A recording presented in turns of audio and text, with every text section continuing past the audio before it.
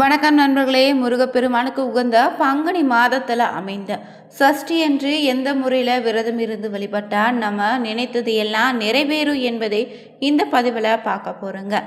மேலும் முருகப்பெருமானுக்கு உகந்த செவ்வாய்க்கிழமை நாளில் சஷ்டி வருவதால் இந்த நாளில் எந்த முறையில் தீபம் ஏற்றி வழிபட்டால் நமக்கு இருக்கக்கூடிய பிரச்சனை விலகி வாழ்க்கையில் நிம்மதியும் சந்தோஷமும் உண்டாகும் என்பதை தெரிஞ்சுக்க இந்த ஒரு பதிவை கடைசி வரைக்கும் ஸ்கிப் பண்ணாமல் பாருங்கள். மேலும் புதியவராக இருந்தீங்கன்னா மறக்காமல் சேனலை சப்ஸ்கிரைப் பண்ணிவிட்டு கூடவே இருக்க பெல் பட்டனை கிளிக் பண்ணிக்கோங்க.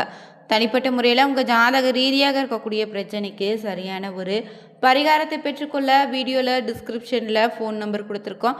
அந்த நம்பருக்கு நீங்கள் கால் பண்ணி தெரிஞ்சுக்கலாம். வாங்க நண்பர்களே, வீடியோக்குள்ளே போகலாம்.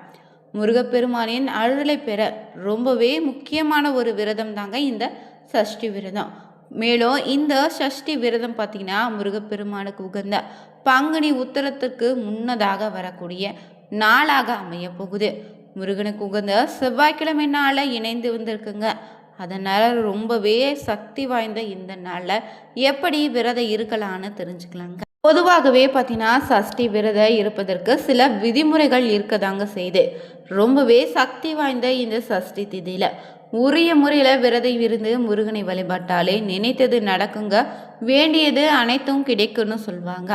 சஷ்டி வழிபாட்டின் சிறப்புகளும் அதன் பழங்களும் விரத முறையும் நம்ம பார்க்க போகிறோம். தமிழ் கடவுளான முருகப்பெருமானுக்குரிய திதி தாங்க இந்த சஷ்டி.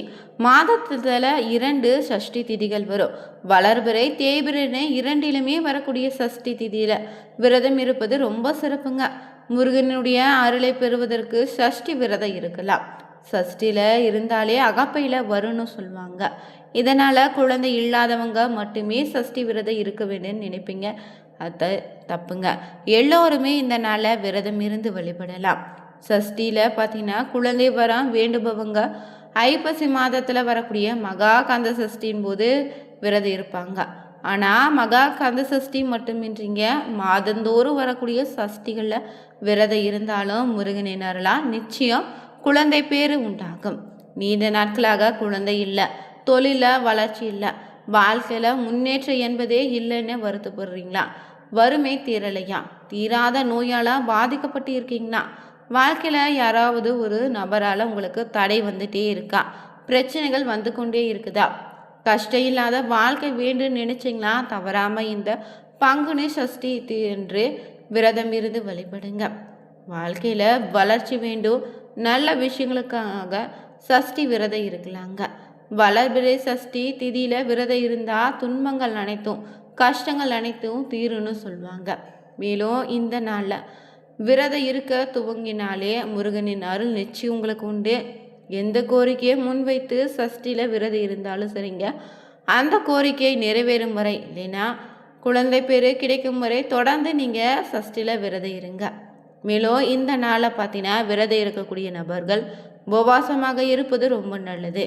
முடியாதவங்க காலை உணவை மட்டுமோ இல்லைன்னா பகல் உணவை மட்டுமோ தவிர்த்து விரதம் இருக்கலாம். இல்லைன்னா ஒருவேளை மட்டும் பால் பழம் மட்டும் சாப்பிட்டு பகல் பொழுவத உப்பு இல்லாமல் உணவை சாப்பிட்டு கூட விரதம் இருக்கலாங்க. சஷ்டி திதியில் வரக்கூடிய நாட்களில் காலையில் எழுந்து தலைக்கு குளிச்சுட்டு முருகனுக்கு வெள்ளை நிற பூக்களை சூட்டி முருகனுக்குரிய பாடல்களை பாடி விரதம் இருங்க. காலையில் பால் பழம் வெற்றிலை பாக்கு மட்டும் படைத்து வழிபடுங்க. காய்ச்சிய பாலில் சர்க்கரை இல்லைன்னா தென் கலந்து படைத்து வழிபடுங்க. முடிந்தால் அருகில் இருக்கக்கூடிய முருகன் கோவிலுக்கு சென்று வழிபட்டு வாங்க. முடியாதவங்க இந்த நாளில் வீட்டிலேயே வழிபடலாங்க. மேலும் காலையில் சுவாமிக்கு படைத்த பாலை மட்டும் குடித்துட்டு நீங்கள் உங்களுடைய விரதத்தை நிறைவு செய்துக்கலாம். மாலையில் மீண்டும் வீட்டில் பால் பழம் படைத்து ஒரு மணப்பலகையின் மேலே சக்கோண கோலமிட்டு அதில் 6 அகல் விளக்கில் நெய் விளக்கேற்றி வழிபடுங்க. 6 விளக்குகளை ஒரு விளக்காவது நெய் விளக்காக இருக்கட்டும். பிறகு சுவாமிக்கு படைத்த பாலை குடித்து விரதத்தை நீங்கள் நிறைவு செய்துக்கலாங்க. இப்படி நீங்கள் என்ன ஒரு வேண்டுதலாக்காக இந்த சஷ்டியில் விரதம் இருந்தாலும் நிச்சயம் சிறப்பான பலன் உண்டுங்க. மேலும் பார்த்தீங்கன்னா இந்த செவ்வாய்க்கிழமை நாளில் வீட்டில் வெற்றிலை தீபத்தை ஏற்றி வழிபடுவதால் நமக்கு இருக்கக்கூடிய தீராத பண பிரச்சனை நிச்சயம் நீங்கிடுங்க. வெற்றிலை பார்த்தீங்கன்னா ஆன்மீக ரீதியாகவும் மங்களகரமான ஒரு பொருளாக நம்ம பயன்படுத்துகிறோம். தடைகளை நீக்கக்கூடிய சக்தி இந்த பார்த்தீங்கன்னா வெற்றிலைக்கு நிச்சயம் உண்டு. இது செல்வத்தையும் வெற்றியும் தரக்கூடிய பொருளாக தான் நம்ம பார்க்குறோம். வெற்றிலை பார்த்தீங்கன்னா செல்வத்தையும் அமைதியும் தரக்கூடிய பொருளுங்க. இந்த வெற்றிலை தீபத்தை வீட்டில் எந்த முறையில் ஏற்றினா எப்படிப்பட்ட தீராத பண கஷ்டமாக இருந்தாலும் சரிங்க, பிரச்சனையாக இருந்தாலும் நிச்சயம் தீருங்க. நம்ம வாழ்க்கையில் பெரும்பாலான கவலைகள் பார்த்திங்கன்னா பண சிக்கலாக தான் இருக்கும். எவ்வளவு நல்ல குணம் இருந்தாலும் ஒரு மனிதருடைய மதிப்பையும் மரியாதையும் இந்த பணம் கொண்டு தான் பார்த்திங்கன்னா அளவிடுவாங்க. அந்த பணவரவின் அதிபதியாக மகாலட்சுமி தாயார் விளங்குவா. அன்னையின் கருணை பார்வை கிடைத்தாலே வறுமை விலகும், கடன் சுமை குறையும்னு சொல்லுவாங்க. பண ஓட்டமும் சீராக இருக்குங்க. அதற்காக நம்முடைய முன்னோர்கள் சொல்லிய எளிமையான சக்தி வாய்ந்த வழிபாடு தாங்க இந்த வெற்றிலை தீப வழிபாடு. அதுவும் முருகப்பெருமானுக்கு உகந்த இந்த பங்குனி மாதத்தில் அமைந்த சஷ்டி என்று நீங்கள் இந்த வெற்றிலை தீபத்தை ஏற்றினாலே போதுங்க, வீட்டில் இருக்கக்கூடிய பிரச்சனைகள் படிப்படியாக விலகிடும். இந்த வெற்றிலை தீபத்தை எந்த முறையில் ஏற்றணும்னு பார்த்தீங்கன்னா, முருகப்பெருமானன் படத்திற்கு முன்னாடி சக்கோண கோலமிட்டு அதன் மீது 6 வெற்றிலைகளை வைத்தோ இல்லை ஒரு தட்டில் விசிறி போல் 6 வெற்றிலைகளை விரித்து வச்சு வெற்றிலையில் தீபம் ஏற்றுவது ரொம்ப சிறப்புங்க. வெற்றிலை தீபம் வெற்றிலை மாலை சாற்றி கூட நீங்கள் தெய்வத்தை இந்த நாளில் வழிபடலாம். மேலும் இந்த ஒரு தீபத்தால் பார்த்தீங்கன்னா பொருளாதார நிலை உயர்வதற்கான சிறந்த ஒரு வழிபாடாக அமையும். அது மட்டும் இல்லைங்க, மகாலட்சுமி வாசம் செய்யக்கூடிய மங்களகரமான பொருளில் இந்த வெற்றிலையும் ஒன்று. வெற்றிலையே நீங்கள் முறைப்படி தீபம் ஏற்றி வழிபட்டாலே உங்களுக்கு தீராத பண கஷ்டம் தீர நிச்சயம் வழி பிறக்கும். வீட்டில் தெய்வீக சக்தியும் பெருகிடுங்க. ஒரு புதிய வெற்றிலையும் சின்ன மகன் அகல் விளக்கு, பசுனை, மஞ்சள் நிறத்திரி, மஞ்சள் குங்குமம் கற்கண்டினை 2 துண்டுகளை எடுத்துக்கொண்டு பிறகு மஞ்சள் திரி தயாராக மஞ்சள் துணியில் சிறிது தண்ணீர் இல்லைன்னா பன்னீரில் கலந்து திரியின் மீது பூசி காய வைத்தா மஞ்சள் திரி தயாராகிடும். பிறகு மஞ்சள் செல்வ தரக்கூடிய குரு பகவானுக்கு உகந்த பொருளுங்க. அதனால் இந்த சஷ்டி என்று மாலை 6 மணிக்கு பிறகு நிலைவாசலில் உள்பக்கத்தில் கிழக்கு பார்த்தபடி இந்த வெற்றிலை தீபத்தை ஏற்ற வேண்டும். நிலைவாசலுக்கு வெளிப்புறத்தில் தீபம் ஏற்றிடாதீங்க.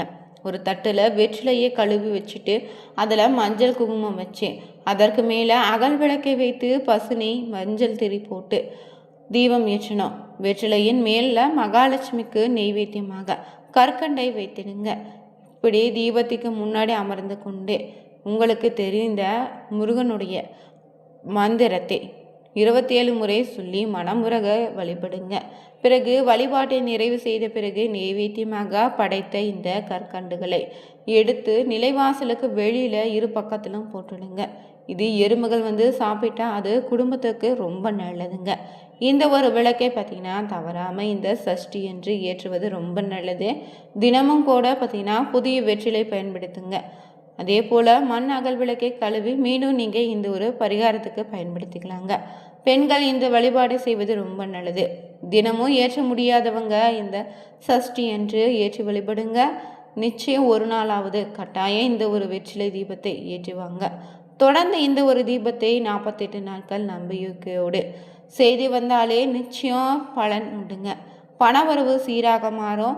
கழுத்தை நெரிக்கும் அளவு இருந்த கடன் சுமையும் கூட படிப்படியாக குறைஞ்சிடுங்க. முருகனுக்கு உகந்த வெற்றிலை தீபத்தை ஏற்ற 6 வெற்றிலைகளை காம்பு கிள்ளி விசிறி போல வச்சுட்டு அதன் நடுவில் அகல் விளக்கை வைத்து நெய் இல்லைன்னா நல்லெண்ணெய் ஊற்றி தீபம் ஏற்றிடுங்க.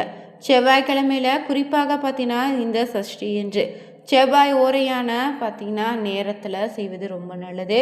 கடன் தடைகள் நீங்கி வெற்றி உண்டாகும். 5 இல்லைன்னா 9 வாரங்கள் தொடர்ந்து செய்துவாங்க, சிறப்பான பலன் உண்டு. இந்த தீபத்தை ஏற்ற உங்களுக்கு தேவையான பொருட்கள் பார்த்தீங்கன்னா 6 புதிய வெற்றிலைங்க காம்பு கிள்ளியவையாக இருக்கணும். அகல் விளக்கு, நெய் இல்லைன்னா நல்லெண்ணெய் நீங்கள் பயன்படுத்திக்கலாம். திரி தேவைக்கு ஏற்ப நீங்கள் பயன்படுத்திக்கோங்க. சந்தன குங்குமம் வச்சு சுத்தமான இடத்துல முருகன் படத்துக்கு முன்னாடி 6 வெற்றிலைகளை காம்பு கிள்ளி ஒன்றோடு ஒன்று இணைந்து விசிறி போல வச்சுட்டு பார்த்தீங்கன்னா வெற்றிலை மேலே ஆங்காங்கே சந்தனமும் குங்குமமும் போட்டு வைங்க. பிறகு அந்த வெற்றிலையினுடைய நடுப்பகுதியில் அகல் விளக்கை வச்சுட்டு விளக்கின் நெய்யிலேனா நல்லெண்ணெய் ஊற்றி திரி போட்டு தீபம் ஏற்றுங்க. பிறகு முருகன் பெருமானை மனதார வேண்டிக் கொண்டீங்கன்னா நிச்சயம் உங்களுக்கான பிரார்த்தனை வேண்டுதல் எதுவாக இருந்தாலும் நிறைவேறுங்க. இந்த வீடியோ பிடிச்சிருந்தா ஓ முருகா போற்றி எனும் மந்திரத்தை 3 முறை கமெண்ட் பண்ணுங்க. அனைவருக்கும் நன்றி நண்பர்களே.